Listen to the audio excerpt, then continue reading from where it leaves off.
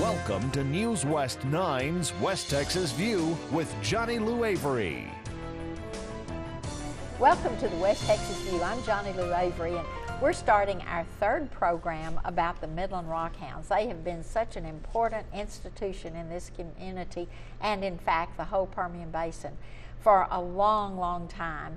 And I wanted to spotlight them with a series of programs for our old timers as well as for our new residents in the community. And we're going to be we've already talked about a lot of the history, a lot of the ways that an affiliated minor league team operates, and we've talked a little bit about the players, but we're going to talk a little bit more about the role of the Midland Rockhounds in the larger scheme of things and how important this logo has become, not only just in the Permian Basin, but outside the Permian Basin.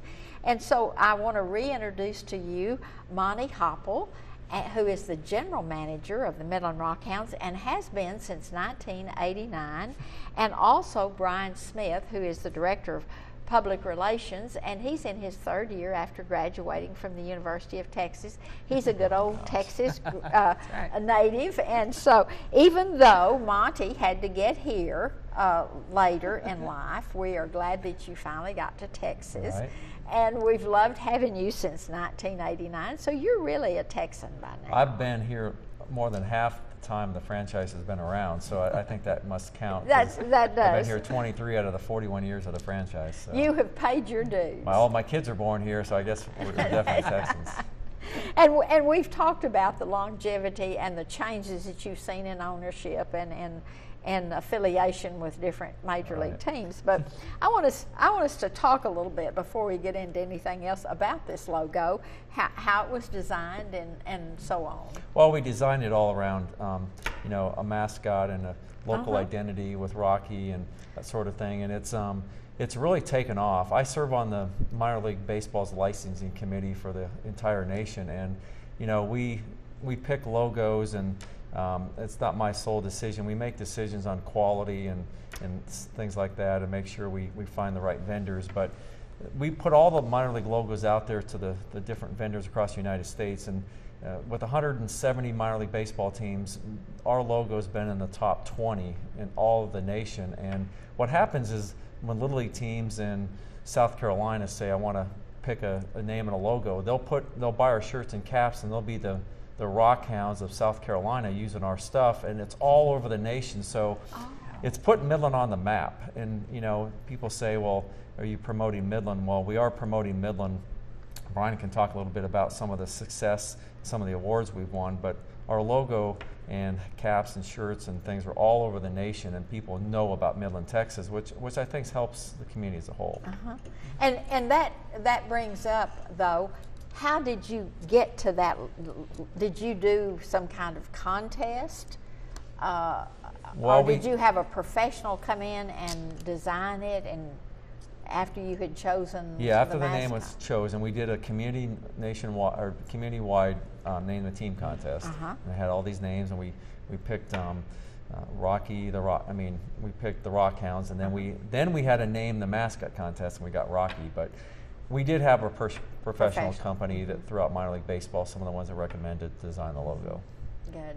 Well, we had I'm involved with the Texas Sports Hall of Fame, and in Waco, and they did similar process. Yeah. They went through the process of getting ideas and stuff, and then turned it over to a professional. It's, that's interesting. But talk about some of the awards. And that's, like we talked about, some of the time when the franchise was first starting in 1970s, and there'd be people around the country, even in our league, say, traveling to Midland for this series, where is that? And the world is Midland. And Monty said it when it started off, especially when he got here and when Miles and Bob bought the team, that it was sort of a secret in minor league baseball. And I'm pretty sure it's safe to say, Monty, that we're not a secret anymore. It's not a secret anymore. People pay attention. People have realized what a great thing that Monty has built with this club and how strong we've become for this community.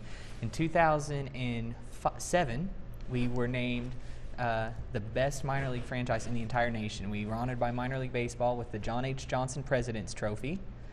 that Wonderful. out of the 176 clubs that are affiliated minor league teams, we were named the very, very best. We've won the Bob Freitas Award as the nation's top franchise, and even just this last year, we won our 4th Texas League Franchise of the Year in the last 17, 20 years. So we've done a lot of great things out here. Monty himself has been Texas League Executive of the Year 5 times, and in 2010, Baseball America, which, as you know, is sort of the leading standard of baseball analysis and top. publication, absolutely, named Monty as the top executive in the entire nation in minor league baseball. And they said, from where? Yeah, that's right. No, they So- said from Midland again? Yeah. Oh, So now we've that's a good- had a lot of great success.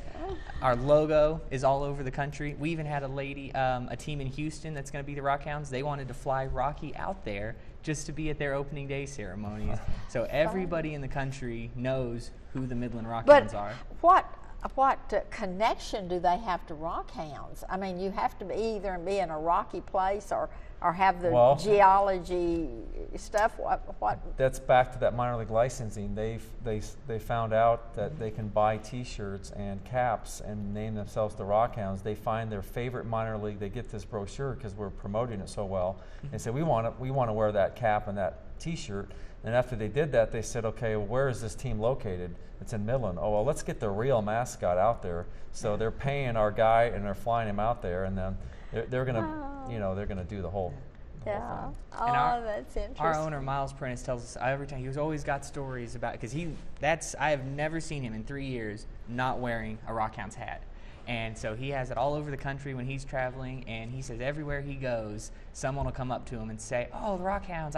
I'm from Midland, or I'm from Texas. I've been there," or, hey, has a story. Everyone's got a story say, "Who about is-" Midland, Texas, I'll or they say- ask about it. Yeah. Well, I say, where's that cap? So he's a walking billboard in New York. And But isn't it fun to work for someone who is that passionate about what they're doing and that positive about what they're doing? no question, he's the single reason why it's been so successful, because he's got a suit. He's a corporate lawyer, and he doesn't have, he doesn't look like a lawyer. He's wearing that cap with a full suit, and he's going to different board meetings around, and he's Have you got him in some Texas boots yet? He probably does. I know our other owner bought some the first day he was in Midland. He said, "Let's go find a boot place." I bought a team in Texas. Oh, how funny. And And a big logo, white hat. the Rockhounds now, and the great logo and the success that we've had and the popularity we've had, that just continues the tradition of this entire franchise. When we switched over to the Angels, Monty created the Moose. We've had a moose out here in West Texas with I the Angels, remember Juice the the Moose, and people said, well, how does a moose fit into baseball? Well, it's been that way. 20 years, it's been our most popular. So I shouldn't ask about the connection of the. Okay, we're going to take a break and we'll be back in just a minute and continue this conversation. Stay tuned. West Texas View will be right back.